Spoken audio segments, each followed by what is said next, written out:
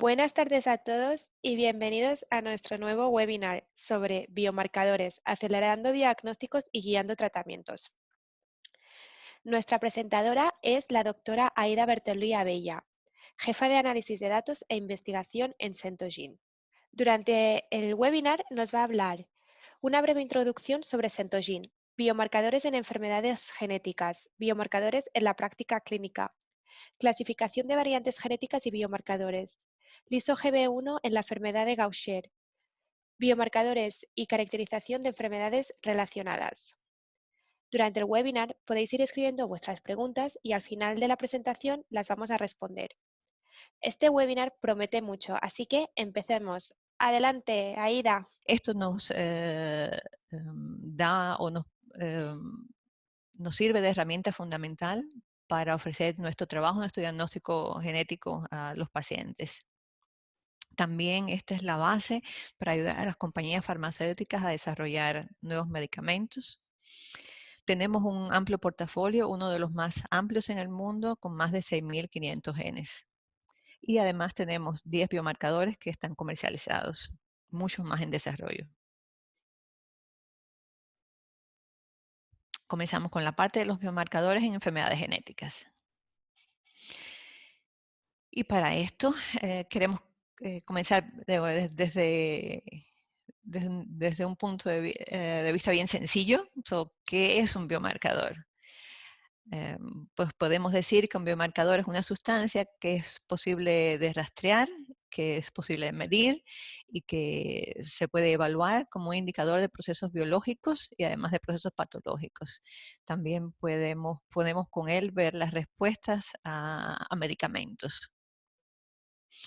Un biomarcador permite medir la presencia o el progreso de una enfermedad y también puede ver los efectos del tratamiento. Esas tres características son claves, es decir, la presencia, el diagnóstico, el progreso o evolución de la enfermedad y la respuesta al tratamiento. Para descubrir un biomarcador, generalmente esto es un proceso complejo, largo y costoso que incluye aplicaciones de la genómica, proteómica y tecnologías de imagen. Para comprender bien esta parte de entender qué es un biomarcador, podemos usar un ejemplo bien sencillo. Por ejemplo, sería la glucosa y la determinación de su nivel en sangre, es decir, la glicemia.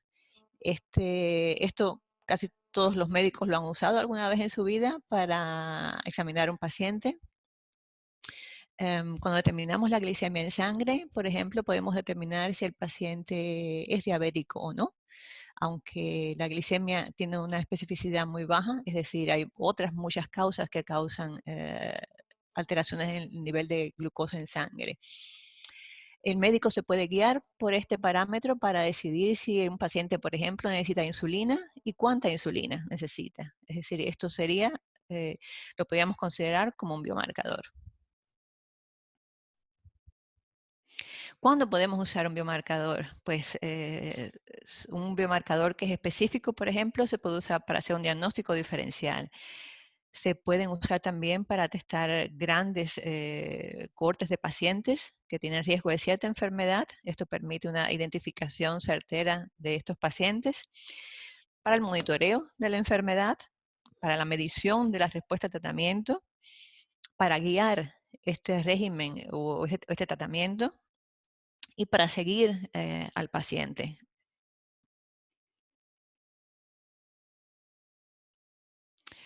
Un buen biomarcador genético debe tener varias características, es decir, ha de ser capaz de identificar el riesgo o una enfermedad específica, ha de ser capaz de evaluar la gravedad de la enfermedad, de predecir la progresión y debe servir como guía para el tratamiento. Hay muchos tipos de biomarcadores diferentes y estos pueden basarse desde, por ejemplo, la medición de la actividad de una actividad enzimática o puede ser una proteína o ácidos nucleicos o ciertos metabolitos.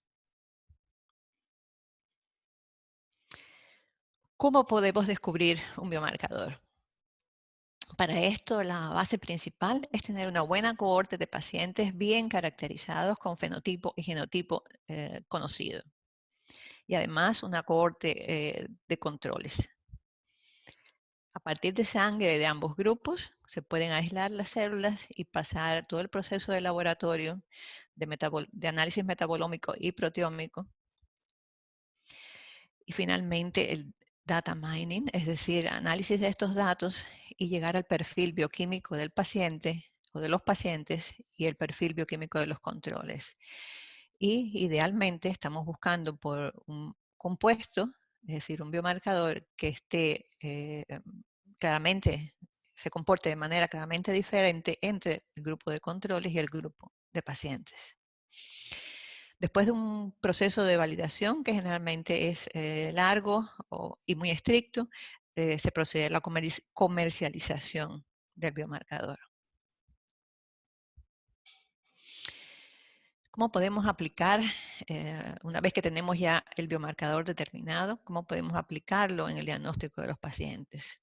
Es muy importante saber que los biomarcadores, el uso de biomarcadores puede resultar muy rentable y mediante el uso de estas pruebas bioquímicas que se usan como primer paso en el análisis genético, podemos inclusive tener un resultado que es muy beneficioso desde el punto de vista del costo.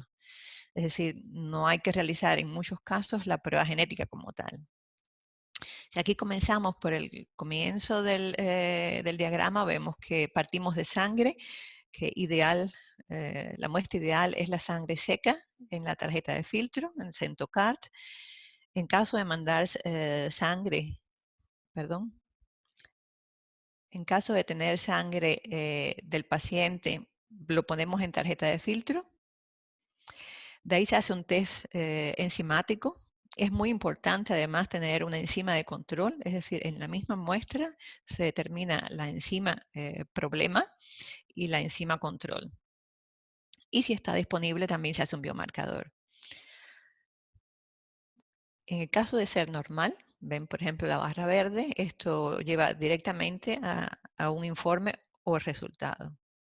En el caso de dar patológico, el primer análisis bioquímico, se pasa a un análisis genético. Generalmente este análisis genético incluye secuenciación por Sanger del gen en cuestión y si es posible también análisis del número de copias, ya sea por análisis de datos de, por ejemplo, PCR cuantitativo o de MLPA.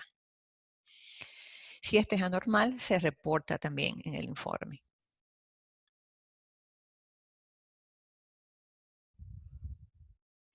Los trastornos metabólicos hereditarios son considerados enfermedades raras.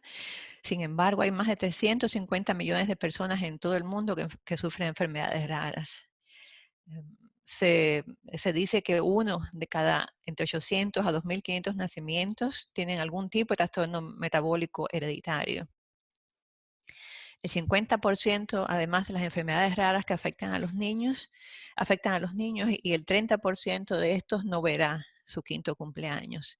Esto es un dato importante, sobre todo cuando sabemos que la odisea diagnóstica de los pacientes con enfermedades raras tiene un promedio de 5 años, es decir, que en muchos casos morirán sin tener la opción a un tratamiento, es decir, sin diagnóstico y sin opción a tratamiento. Y por eso es tan importante poder realizar un diagnóstico temprano. En esta diapositiva les muestro la experiencia de Centollín en trastornos metabólicos. Tenemos un gran portafolio que cubre no solo la secuenciación del gen, que lo ven en la columna más a la derecha, pero también biomarcadores y test enzimático para esa misma enfermedad. Ven que para algunas enfermedades como la enfermedad de Fabry tenemos determinación de enzima, de biomarcador y secuenciación o estudio genético del gen. Para otras enfermedades como la enfermedad de Farber tenemos solo el biomarcador y el análisis del gen.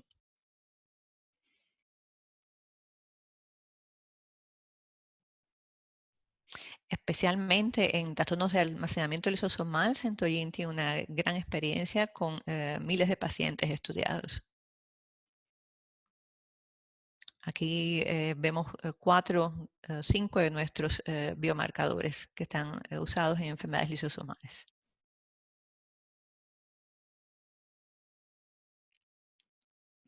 ¿Y cómo podemos utilizar los biomarcadores en la práctica clínica?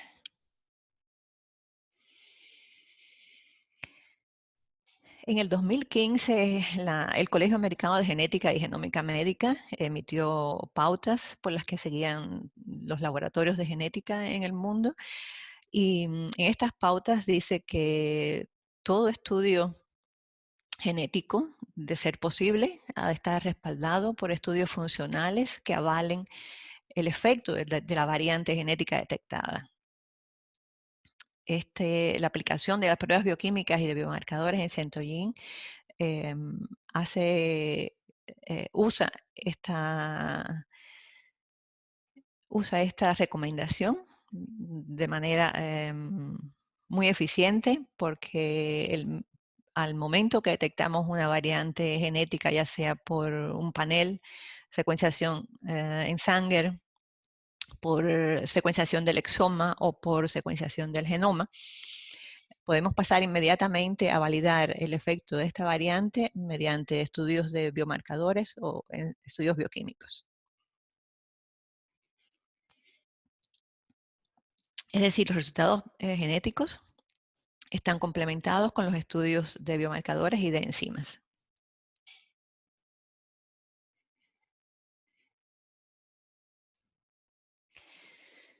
Aquí les presento diferentes estrategias de cómo usar estas pruebas de manera diferente. En la columna, la parte superior en verde explica cómo hacerlo, y en la parte roja abajo les damos ejemplos de algunos productos de Centogene que siguen esta metodología. Vamos, por ejemplo, a ver el primer grupo. El primero es hacer, por ejemplo, un panel de genes, seguido por el estudio del biomarcador y de la enzima, o de la enzima. Un ejemplo típico aquí sería, por ejemplo, el panel nuevo que tenemos en Centogene, que es el Centometabolic. Cubre aproximadamente 200 enfermedades metabólicas de las más frecuentes. Y en muchos de estos genes están acompañados de un estudio bioquímico y de biomarcador. Es decir, si se encuentra una variante en uno de estos genes, inmediatamente se pasa a la confirmación bioquímica. Otra manera sería hacer primero el análisis del biomarcador o la enzima y seguido del análisis del gen específico. También les explicaba esto anteriormente. Es muy eficiente, sobre todo cuando se quiere testar una cohorte grande de pacientes. Es decir, se puede hacer de una manera de high throughput o alto rendimiento, muchos tests a la vez. Y luego solo pasar al estudio genético de los que resulten positivos. También se puede hacer solo el estudio del biomarcador, lo que es relevante, por ejemplo, una vez que ya el paciente está diagnosticado, se puede hacer seguimiento varias veces al año con cierto biomarcador, por ejemplo, para evaluar el tratamiento. Y también tenemos un paneles enzimáticos, es decir, en vez de hacer secuenciación por Sanger o Next Generation Sequencing de un grupo de genes, hacemos directamente los estudios enzimáticos correspondientes a las enfermedades que estamos estudiando. Por ejemplo, tenemos varios paneles en Centogene, lo ven en la parte inferior, el Cento MPS, otro es el Cento LSD. Aquí les puedo contar, por ejemplo, una historia interesante. Tuvimos hace poco un caso de una pareja que quería optar por diagnóstico prenatal. Su primer niño tenía una enfermedad metabólica que estaba todavía sin diagnosticar y había muy poco tiempo para hacer el diagnóstico del índice. Teníamos aproximadamente 4 días para hacer el diagnóstico del índice para poder pasar a hacer diagnóstico prenatal. Por supuesto, con los métodos de NGS, de Next Generation Sequencing, no podíamos hacer secuenciación de todos estos genes y ver cuál estaba mutado. por lo que la alternativa que encontramos y recomendamos al médico fue pasar directamente a hacer uno de estos paneles enzimáticos en base a la sospecha clínica. Y efectivamente, una de estas enzimas mostró un valor alterado, se hizo Sanger de este gen que estuvo listo en un día y al final, antes de los 4 días, ya teníamos el diagnóstico del índice y pudimos ofrecerle a esta pareja diagnóstico prenatal.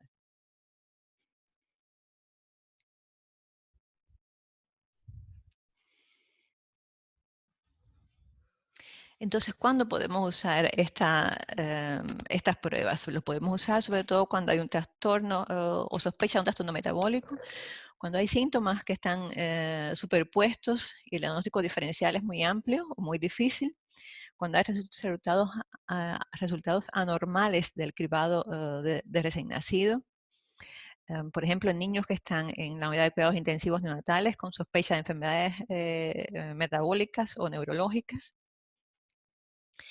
y en realidad con cualquier enfermedad donde hay sospecha de este tipo de patología.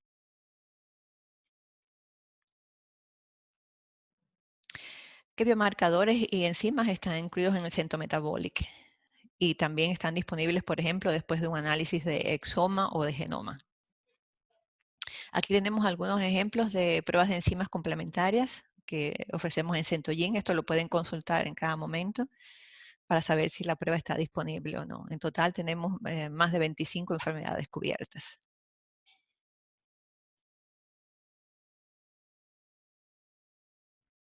El Centro Metabolic da un diagnóstico rápido y preciso, da una cobertura integral en más de 180 enfermedades, cubre toda la parte codificante de los genes, parte de la región que está en el borde, la parte no codificante que está en el borde con los exones, y todas las variantes exónicas o intrónicas que están descritas en la base de datos HGMD. Y finalmente también, por supuesto, ofrecemos nuestro informe médico que está basado en nuestro extenso repositorio de datos.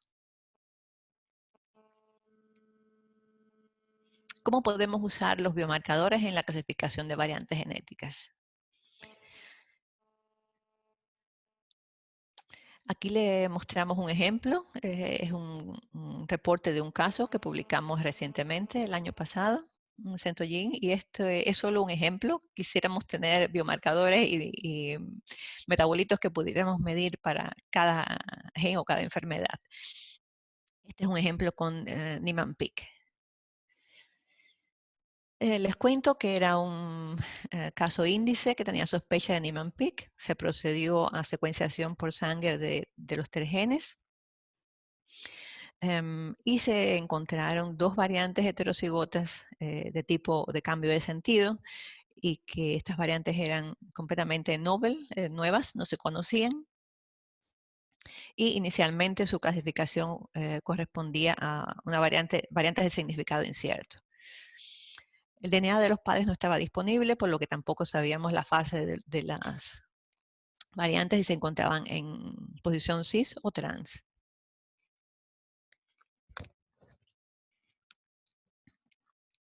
A partir del resultado del biomarcador, en este caso resultó altamente elevado. La combinación de las características de la variante con este biomarcador nos permitió la clasificación de las variantes como probablemente patogénicas y nos permitió establecer el diagnóstico de la enfermedad.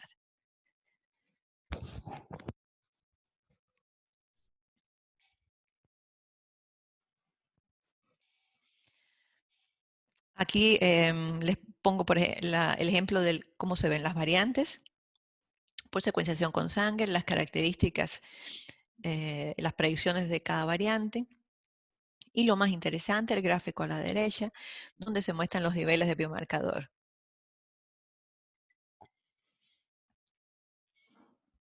Vemos que los controles tenían un nivel muy bajo de biomarcador liso SM509, al igual que los portadores heterocigotos.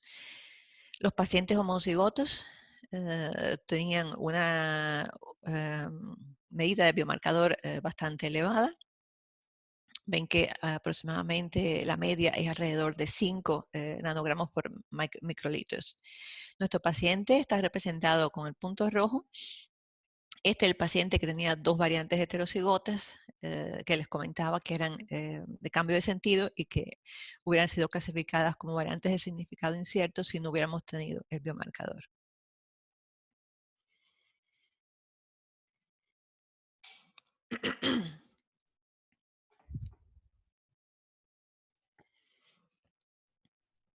Ahora les quiero comentar sobre el marcador liso GB1. Es uno de los mejores que tenemos, de los más conocidos. Y aquí les muestro algunos ejemplos, por ejemplo, una publicación que tuvimos el año pasado. Disculpen.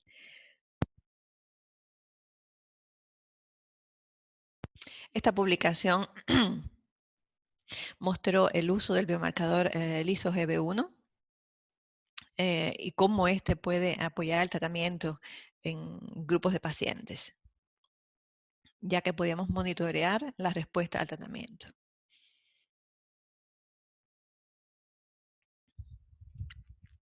Este es otro estudio que demostró el uso de este biomarcador en pacientes con diferentes tipos de tratamiento y cómo el biomarcador también sirvió para controlar y seguir el progreso del tratamiento.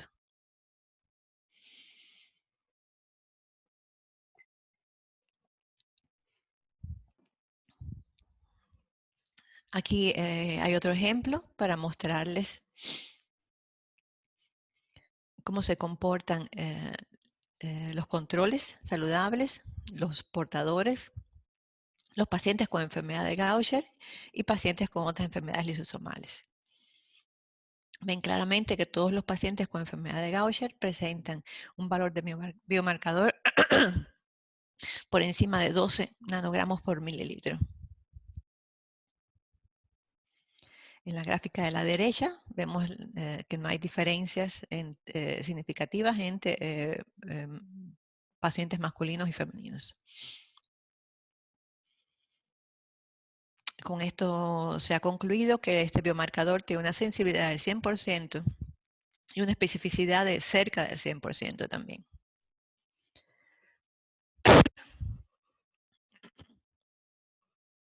Otra gráfica para ejemplificar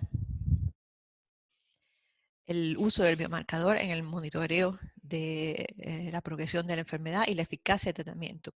¿Cómo se puede usar este biomarcador para ver si el tratamiento es efectivo o no? El primer ejemplo, vemos los niveles del biomarcador del liso GB1 después que se ha comenzado tratamiento con reemplazo enzimático. Vemos como cuando pasa el tiempo,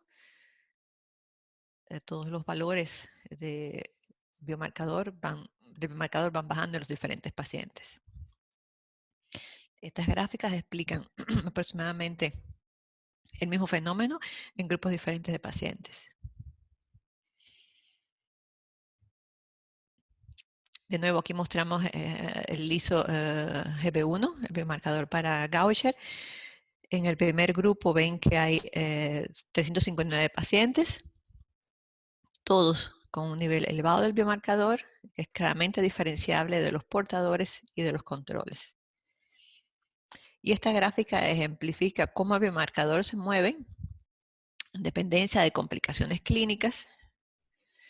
Es decir, en este momento hubo una situación que empeoró la enfermedad y cómo se ajustó la dosis en correspondencia. El biomarcador baja nuevamente, ocurre otro evento clínico significativo que hace que se ajuste la dosis y el biomarcador vuelve a bajar. Es decir, es perfecto para monitorear la enfermedad. Aquí le mostramos datos internos de la validación de este biomarcador. El número de pacientes es más de 1000 y casi 4000 controles. De nuevo vemos una separación muy clara entre los valores patológicos de los pacientes y los valores normales de los controles.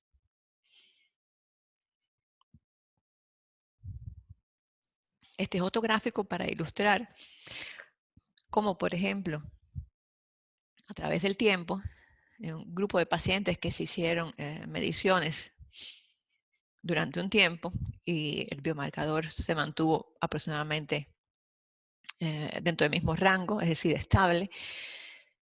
A partir de unas circunstancias en que no fue posible suministrar el tratamiento debido a no disponibilidad de la terapia de manera temporal, se ve claramente cómo el biomarcador se eleva. Es decir, que con el uso del biomarcador, con la aplicación y el uso del biomarcador, podemos controlar y decidir, por ejemplo, qué dosis de tratamiento o de reemplazo enzimático necesita cada paciente. Es decir, sería algo como medicina personalizada. Cada paciente se trata con exactamente la cantidad de enzimas que requiere. Y esto se va monitoreando con el biomarcador.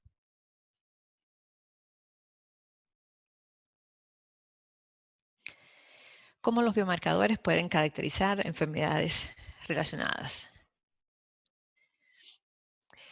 Aquí les comparto otra publicación que hicimos el año pasado en Centollín, en el 2019.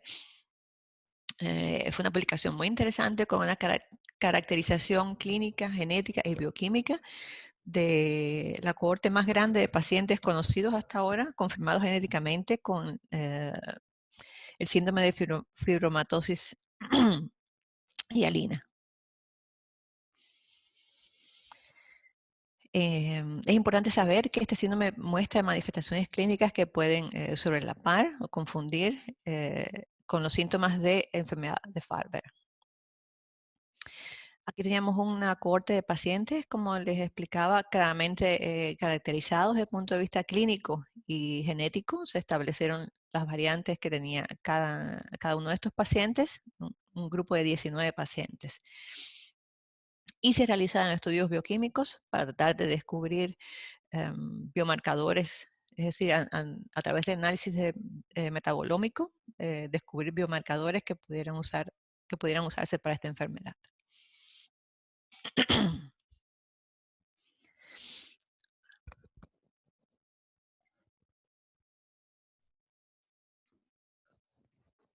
Tienen aquí, por ejemplo, una gráfica que está publicada en este artículo. La gráfica A corresponde a un mapa de calor, o sea, un heat map. Ven que bien se agrupan las muestras de pacientes con esta enfermedad a la derecha y las muestras de los controles a la izquierda. Ven una clara definición de compuestos que están elevados en los pacientes, están en la parte inferior en rojo, y bajos en los controles. Y acá viceversa. Este es un grupo de 181 compuestos que están analizados acá. Ahora en estas gráficas mostramos diferentes compuestos uno por uno. Vemos, por ejemplo, cómo hay una gran diferencia entre controles y pacientes con la enfermedad para esta sustancia. Y así se ven mostramos diferentes compuestos. El último, por ejemplo, la ceramida C260, que está demostrada que es un biomarcador para enfermedad de Farber y que también podría utilizarse para fibromatosis hialina.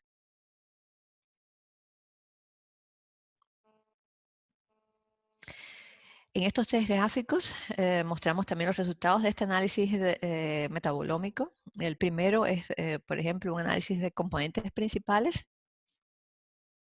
Aquí vemos los controles representados en círculos blancos, los pacientes con enfermedad fibromatosa hialina en rojo y los pacientes con enfermedad de Farber en verde. Ven cómo se agrupan claramente los controles con un patrón y los pacientes con enfermedad hialina y de Farber están agrupados en esta parte.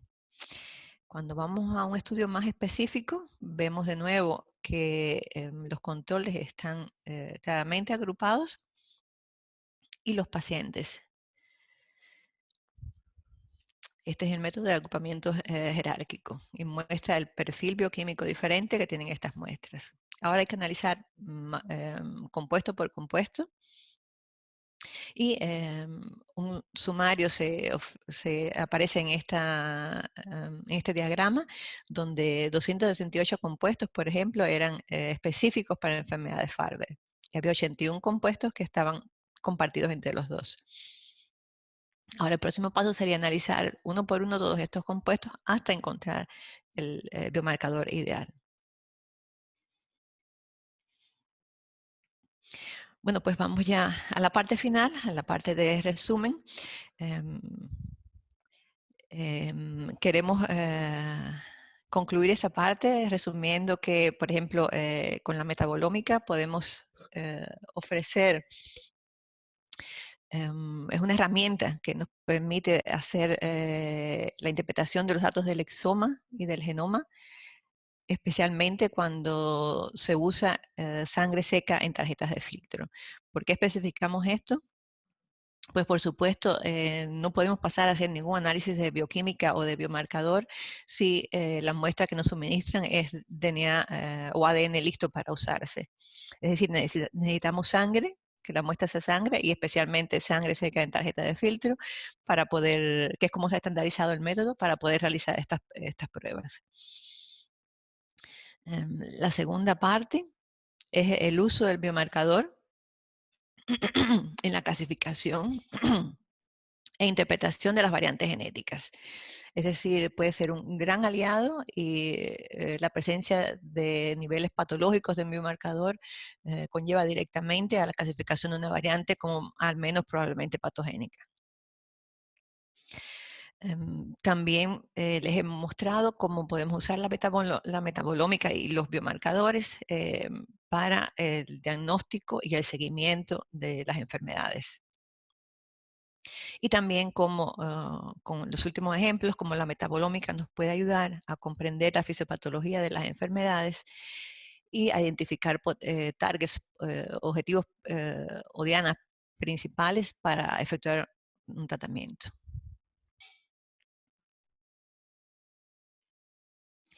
Muchas gracias por su atención y podemos pasar ahora a la parte de preguntas y respuestas. Muchísimas gracias, doctora, para compartir con nosotros su conocimiento. Viendo las preguntas, una de las primeras preguntas que hemos recibido nos preguntan, para el panel Centrometabolic, usted ha mencionado que si se detecta una variante genética en uno de los genes incluidos en el panel, se realiza la prueba complementaria del biomarcador enzima. ¿Significa esto que hay un costo adicional? Pues no, esto está cubierto por el mismo, esto está todo en un producto, es decir, las determinaciones enzimáticas y de biomarcadores no tienen un costo adicional, está todo en el mismo producto del Centro Metabolic. Creo que es a este panel al que se refieren. De acuerdo. Otra de las preguntas que estamos recibiendo nos preguntan, ¿han tenido casos con resultados anormales de bioquímica biomarcador sin causa genética detectada? ¿Cómo proceden en estos casos? Estos son casos muy interesantes y hemos tenido algunos con diferentes outcomes. Casi todos han pasado, es decir, para que otros comprendan, estos son casos en que se hace la prueba de biomarcador o la prueba enzimática y esta da claramente patológica. Se pasa entonces a la secuenciación por sangre y no se encuentra ninguna variante en el gen que puede explicar estos cambios de la enzima. Por supuesto, enseguida pensamos, bueno, es una variante del número de copias y pasamos a hacer determinación por MLPA. Y tampoco encontramos ninguna evidencia de lesión o duplicación, es decir, no hay ninguna evidencia de un defecto por número de copias en el gen. Pero hay algo que está provocando que esta enzima esté alterada y que el paciente tenga una enfermedad. Estos casos generalmente terminamos haciendo un estudio, una secuenciación completa del genoma. Tenemos casos, por ejemplo, con enfermedad de Fabry, donde hemos encontrado en 2 pacientes independientes inversiones intrónicas. Un caso muy interesante es una familia donde había pacientes en varias generaciones, todos con diagnóstico clínico típico, y se encontró, todos tenían el biomarcador patológico, y cuando se hizo secuenciación por sangre y MLPA no teníamos respuesta de cuál era la alteración genética, y solo la secuenciación del exoma reveló que había esta inversión intrónica, que pensamos que es la causa de la enfermedad.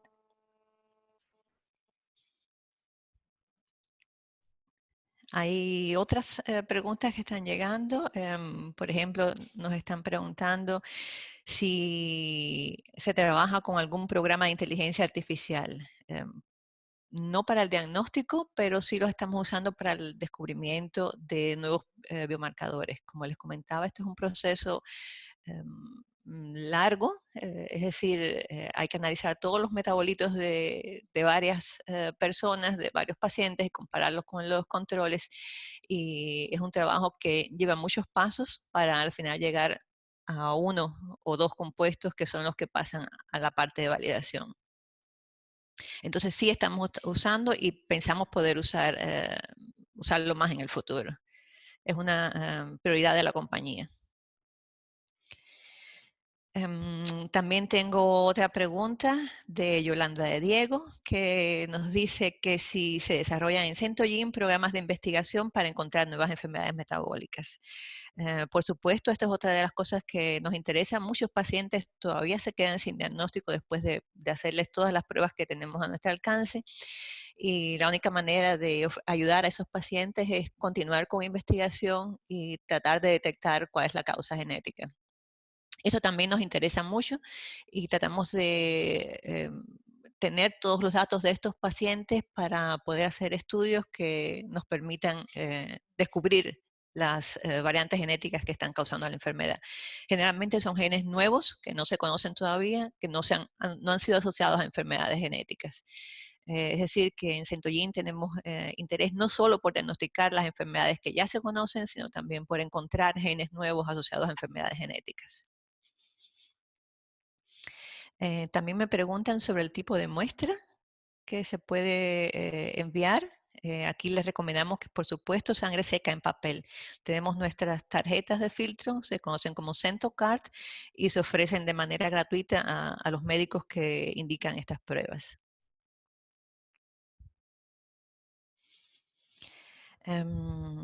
Tenemos más preguntas. ¿Qué tipo de espécimen? Ya la vimos.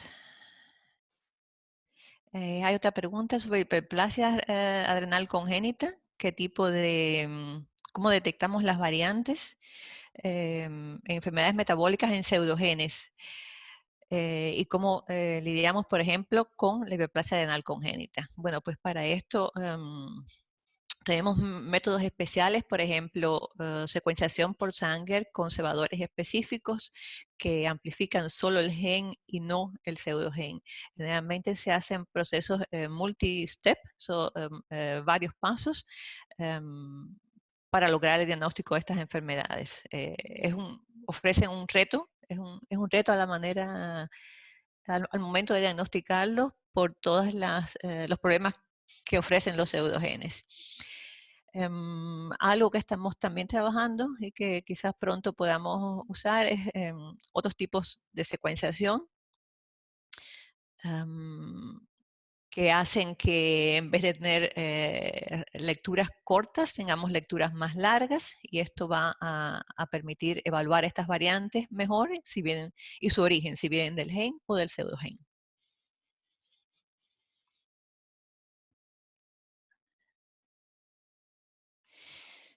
Tenemos otras preguntas. Si, por ejemplo, Centogene tiene convocatorias para postdoc, por ejemplo, sé que sí, que estamos buscando, que siempre estamos interesados en contratar personal, sobre todo científicos que están motivados e interesados en ayudar a pacientes con enfermedades raras.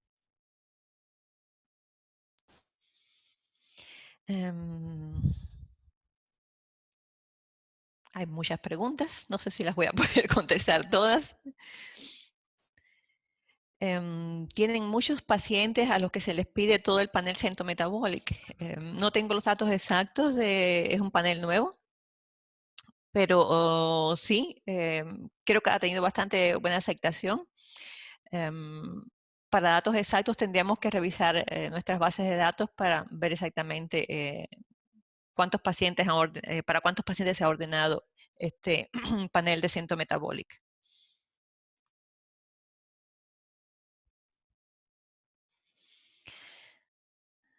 ¿Se puede usar sangre congelada? Nos preguntan también.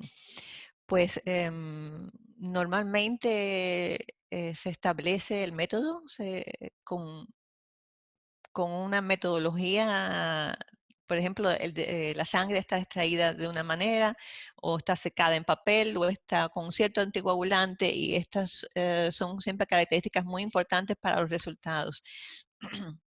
Es decir, aunque se pueda hacer la prueba, teníamos que usar entonces como enzimas controles o más controles para saber si este resultado se corresponde, es un resultado verdadero, em, porque generalmente las pruebas se deben hacer en la misma manera como se han establecido, es decir, no debe haber desviaciones de la manera en que se ha establecido la muestra.